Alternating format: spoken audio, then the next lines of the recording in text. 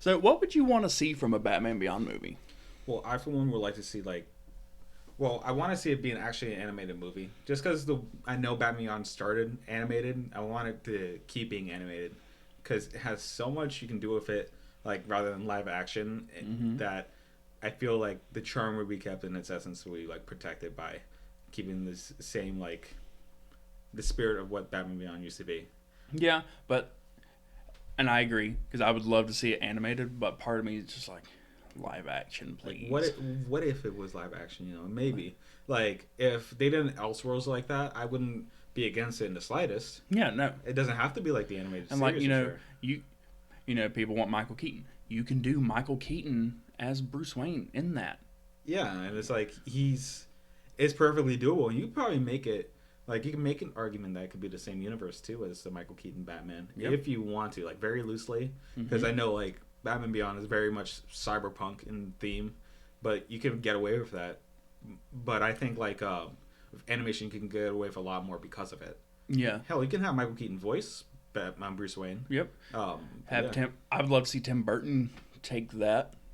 I Like, I think think Tim Burton with like a cyberpunk neo gothic style. for something like that, he might need like a co-writer, a co-like creator. Yeah, Like, and it could be done like that. but I think it would look incredible. Something else.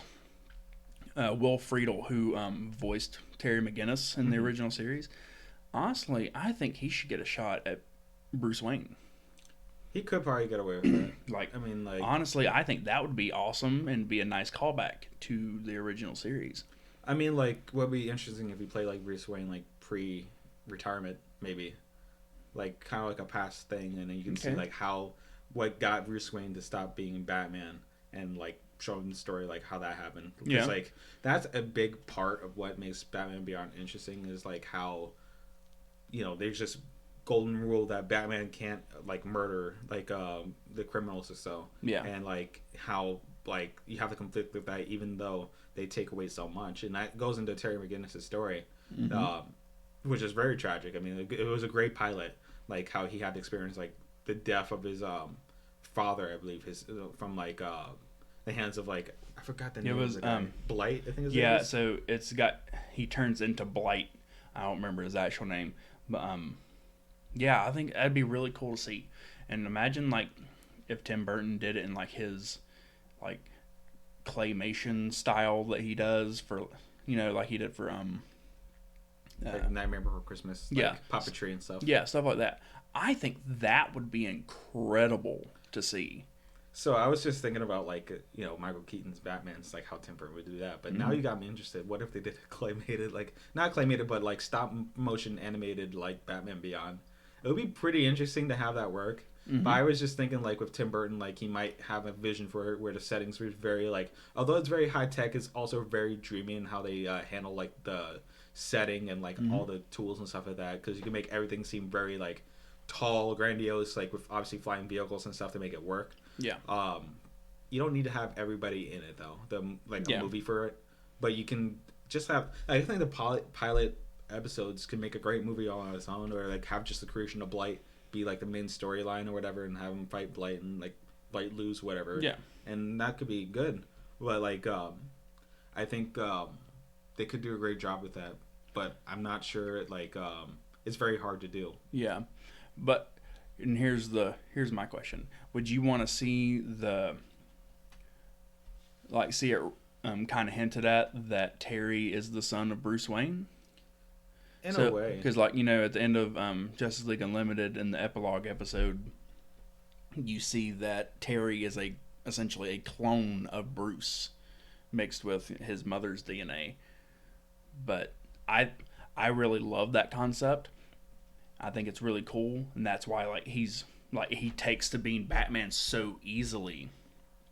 I think the movie, you go through, he goes up against Blight, gets his revenge, puts him in jail, whatever, and then at the end of the movie, you see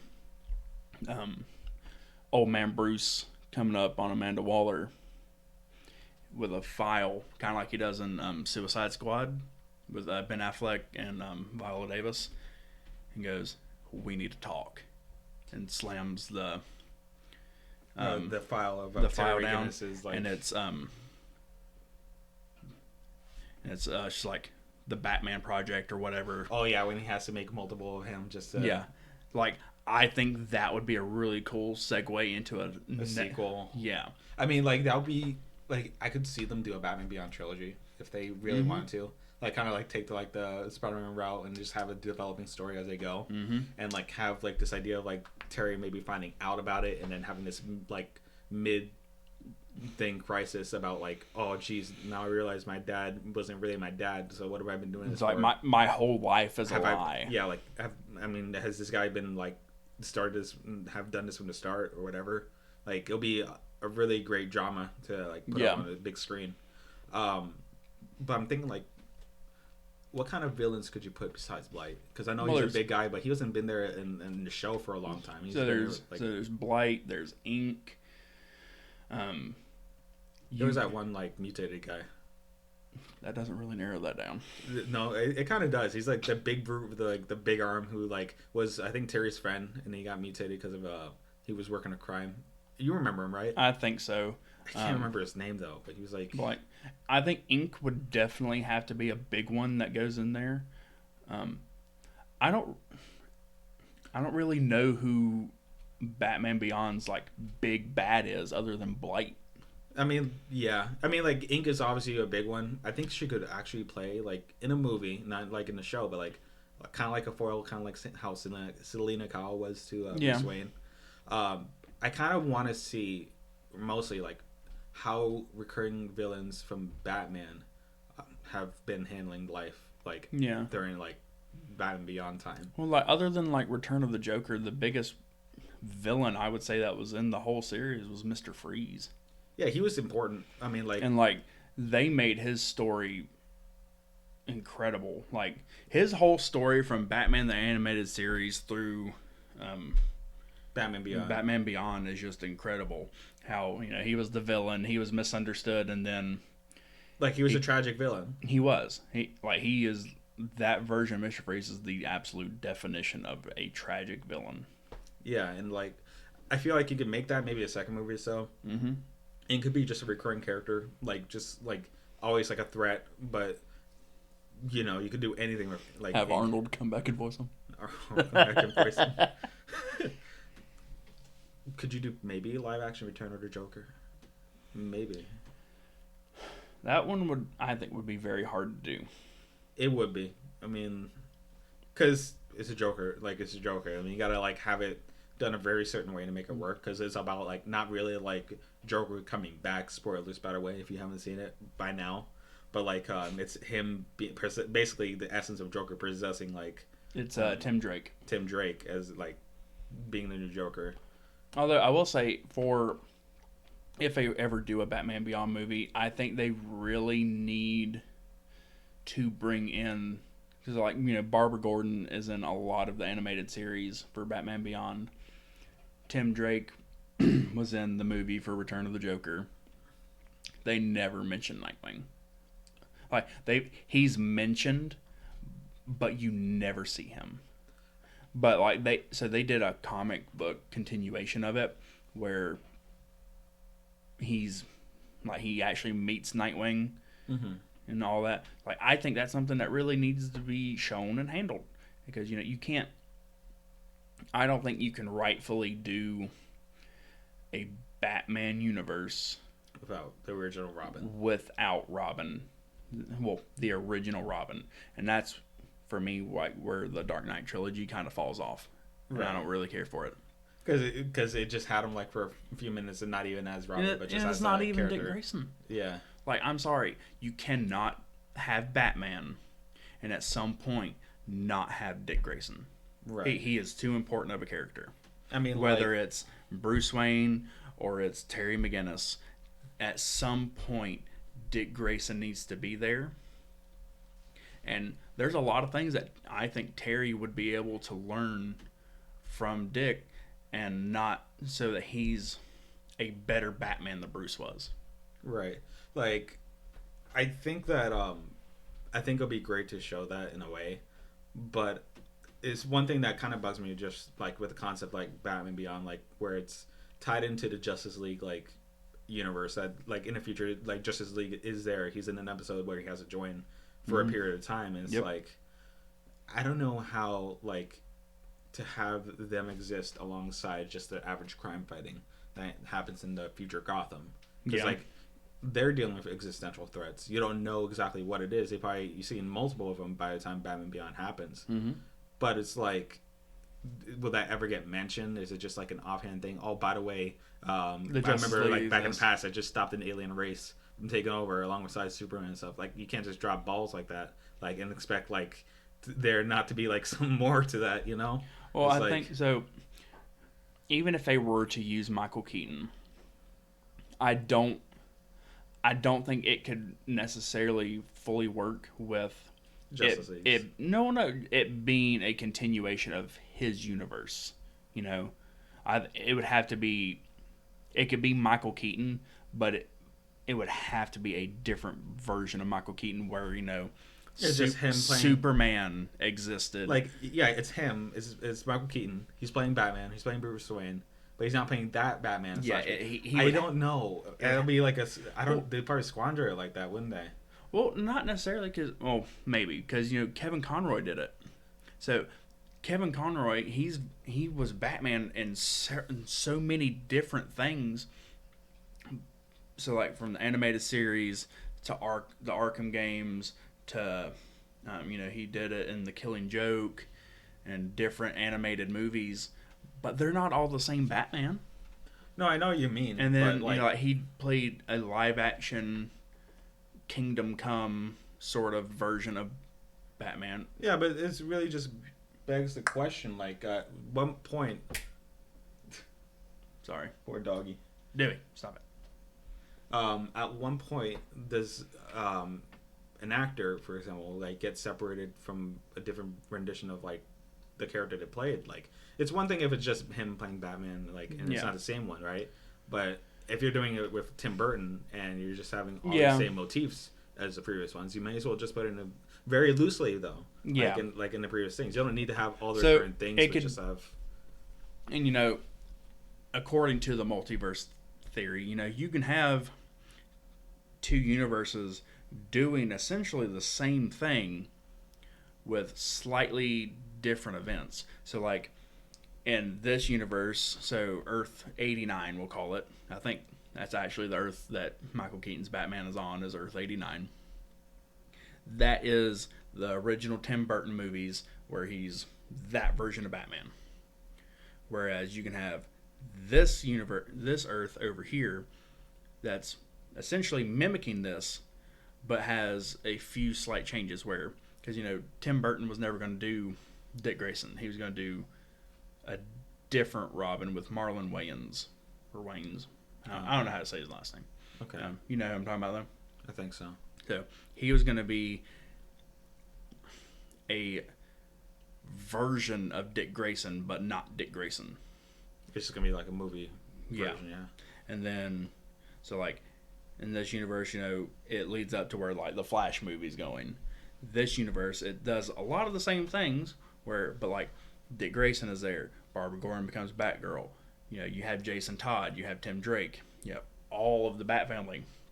And Michael Keaton, did all of those things as Batman. He did the Justice League thing. He had his version of Superman, and it could be Brandon Routh. It could be Henry Cavill from a different universe. The great thing with how they're doing the multiverse thing is you can pretty much make anything canon that you need to make canon and do whatever you need to do. Yeah. I don't know. Like, I'm kind of distracted by this idea that Bruce Wayne, or Michael Keaton's Bruce Wayne, could basically play a fill-in role kind of the same way Obi-Wan Kenobi did in Star Wars. And so you have, like, the prequel saga and then the future saga. And it's just, like, this whole, like, 6-episode, like, type of, like, series, like, with the old Batman being the old one and the new one Batman being the new one. And it's just like you have this mentor figure. Obviously it works. I mean, like, it worked with Star Wars. You could probably make it work here very loosely, though, but you could. I think you can have the whole Bat family there, provided there's room for them. And I know there was like, was it Barbara Gordon who was like the police commissioner? Yeah. So by the time Terry becomes Batman, Barbara Gordon is the commissioner. So there is still a Commissioner Gordon. Right. So like, what I like about that is that she knows everything about Bruce. She knows like the whole game, so she knows all of the tricks, and that they talk about that in the show Batman Beyond, and how like obviously like this new Batman Terry is using these new tricks because future high tech. Yeah. And it's like, it's really interesting how that could turn out, like if they just have that history. Yeah, and also like the things that you could do with like the suit and everything, like it can look like a cloth suit of sorts, because you know all the suits in animated series are all cloth and whatnot, but like you could have it be like nanotech, kind of like they could get away with it. That's yeah, perfect. and like kind of like they did with Iron Man in the later Avengers movies, where like he like touches a button, hits his glasses, whatever, and it's just like the suit just comes alive. I mean, like, what I would love that, but a part of me really just wants to see a lot more practical effects. Like, I just want to see like, you know, him ride up like with the jetpacks and stuff like that. He has it in his costume, or he's trying to put it on it, and it's like self like tightens to fit him perfectly or whatever. Kind of like the Spider-Man suit. Exactly. From the MCU. That's actually a great connection there. Because while I'm not the biggest fan of Spider-Man in those movies, like the way his suit works is phenomenal. And like, you know, it's like, oh, why is the suit so baggy? Hits the spider in the middle. Whoop, form fitting. Yeah. Like they could do so much with those effects. Even if it might still be CGI, but like the fact that they can get away with that, make it look practical, it will be a lot better in my opinion. Because like, I know people had a lot of complaints in the MCU about people just using nanotech to just fill in the costumes. It's obviously really cheap in comparison, like how like you had like Ant-Man put on the helmet and like it's obviously him experiencing something new, that type of deal. Yeah. So I like, especially with Tim Burton, kind of want to just have these things like feel like they're fantastical in a time where things like CGI make things seem more benign and like banal. Yeah. Well, I mean, yeah, I can't really think of anything to go against that, because you know you do want that practical element to it just to make it feel more real. You know. Yeah. And every time you gotta have like the scene of a superhero getting into his gear. Like, you know, with the belt, like he's putting his belt on, he's putting the hood on, and he's like, it's go time to get on the Batmobile and start, like, catching bad guys. And, like, when they don't have that, it just feels like, you know, it just comes on the sudden. Oh, now you're Batman. Yeah. You know, like. I will say I'd prefer if they didn't do it like the Schumacher Batman movies, where, like, you see them hike up the pants and, like, you're looking at their butt and the rubber jiggle. Like, ooh. No one wants to see that. I mean, do you know what I'm talking about? I know what you're talking about. I just think the director wanted to see it. Like, listen, we pay big money for this suit. You better start juggling that suit. You better shake that ass. Yeah, look, look. That's $10,000 for this scene right here. Come on, let's go. Like, reel it in. Like, who is that for? Like, who is that? Who is that really for? Huh? I mean, like, not for me. But yeah, I mean, like, I kind of know what I want from a Batman Beyond movie. I mean, like, there's not much else to be said about that. But I think they get away with it. It doesn't need to be, like, DCU tied. It could just be an Elseworld story. Yeah. And I'd be perfectly fine with that. But we just want to see it. Yeah, just make it happen. Do it. Do it. Do our bidding.